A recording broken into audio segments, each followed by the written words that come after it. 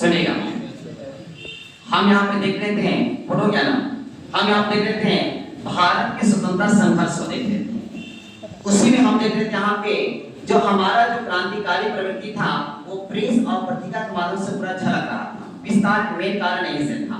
उसी में देखेंगे पत्रिका आती है भवानी मंदिर, युगांतर, केसरी, संध्या, Vande Mataram, independence war of India, ये सब यहाँ पे पत्र और पुस्तकें सब आती है।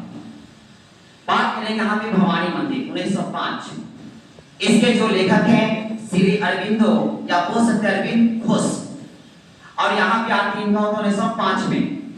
बात करेंगे यहाँ पे युगांतर 1906 में भूपेन्द्र नाथ दत्त, वरेंद्र कुमार घोष और अविनाश चंद्र भट्टाचार्य, ये तीन व्यक्ति मिलकर यहाँ पे युगांतर लिखते हैं। ये जो देखिए भूपेन्द्र नाथ दत्त हैं, ये स्वामी विवेकानंद के भाई। यहाँ पे बात करेंगे केसरी, केसरी जो मराठी भाषा में बाल गंगाधर तिलक 1881। बात करेंगे संध्या 1906 में ब्रह्म वादव के लिखा था, ब्रह्मा वादव लिखा था 1906 में।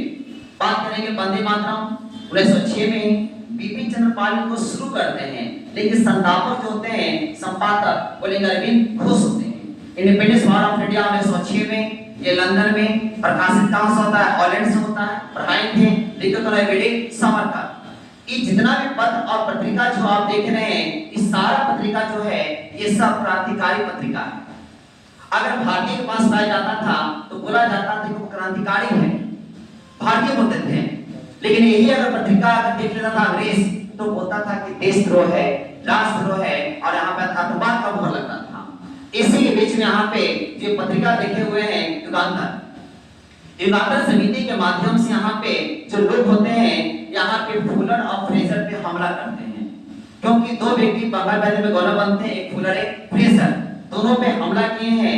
हमला करने के बाद यहाँ पे दोनों बच जाता है और फाइनल रूप से यहाँ पे ये जो व्यक्ति थे भूपेन्द्र दत्त को यहाँ गिरफ्तार किया जाता है।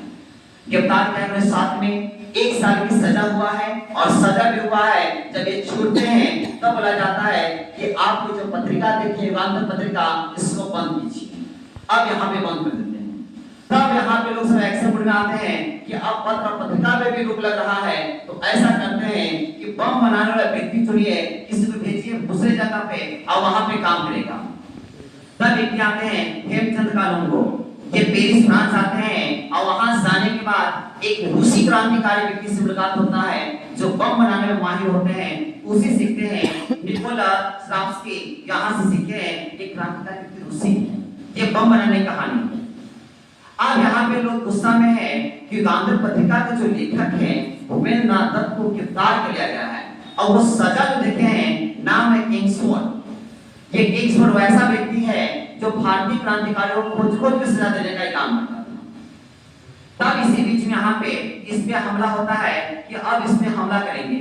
युगांतर समिति के कार्यकर्ता लोग गिफ्ट में बम डाल के वहां पे हमला करते हैं किंग्सफोर्ड पे, लेकिन किंग्सफोर्ड बच जाता है।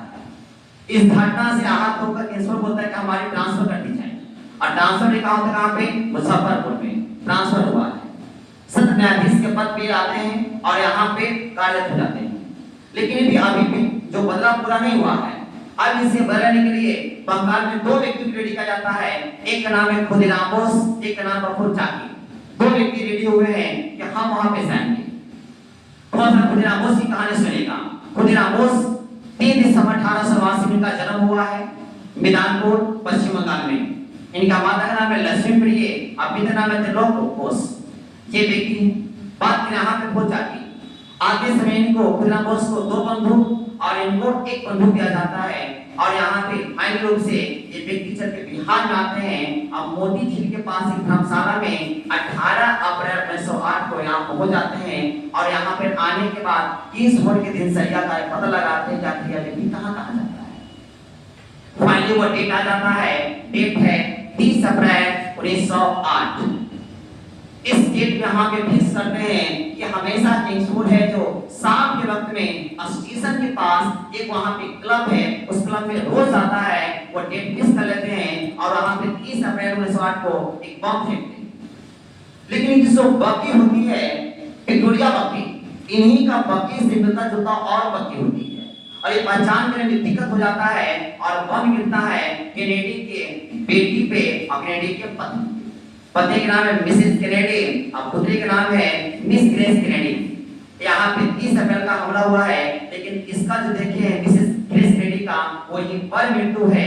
लेकिन इसका बोलेंगे 2 दिन बाद, यानी कि बात करेंगे 2 मई 1908 का यहाँ पे इसका मृत्यु। जैसी हादसा होता है तो बम की आवाज होती है, फिर बम की आवाज सुन के 2 व्यक्ति निकल जाते हैं। एक का नाम है फतेह सिंह, एक का नाम शिव प्रसाद। ये 2 व्यक्ति दौड़ते हैं, एक हवलदार की पद पहुंचते हैं, ये दौड़ते हैं।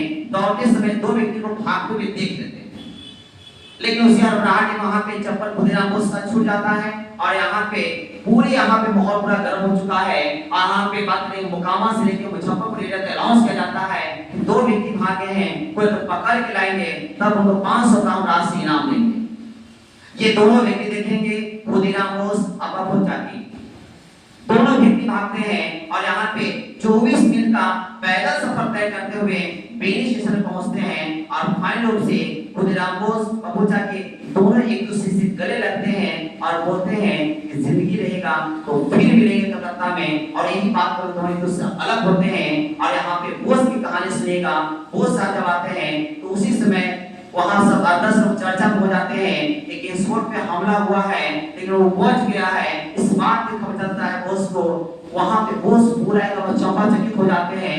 और इसी हड़बड़ाहट से पता चलता है कि लगता है ये भी है, इन लोग वहां गिरफ्तार करने का प्रयास करते हैं। एक बात 2 पिस्टल था, एक पिस्टल लोडेड था, एक अनलोडेड था। लोडेड पिस्टल तुरंत निकालने का प्रयास करते हैं, लेकिन लोडेड पिस्टल गिर जाता है। और लोडेड पिस्टल जब निकालते हैं तब तक इसे गिरफ्तार किया जाता है। गिरफ्तार करके इनको एयरपोर्ट के पास भेजा जाता है। जब इसे पूछा तो तुम्हारा साथी है कहाँ गया, बोलते हैं कि वो तो कोई और व्यक्ति है, उसका नाम दिनेश राय नाम बताते हैं ये। और यह प्रफुल्ल चाकी कहानी सुनिएगा, प्रफुल्ल चाकी का ट्रेन से सफर करने लगते हैं, ये भी जाने का प्रयास करते हैं। तभी रास्ता मिल जाता है, नंदराज मिल जाते हैं जो दरोगा है, इनके हाव भाव माप लेते हैं। और इसी क्रम में यहाँ पे इनको ही पता चलता है कि हमें कुछ समझ रहा है, ये भी समझते हैं कि हम समझ रहे हैं। लास्ट होते नंदराज जो है मोकामा थाना स्टेशन पे सूचना दे देते हैं।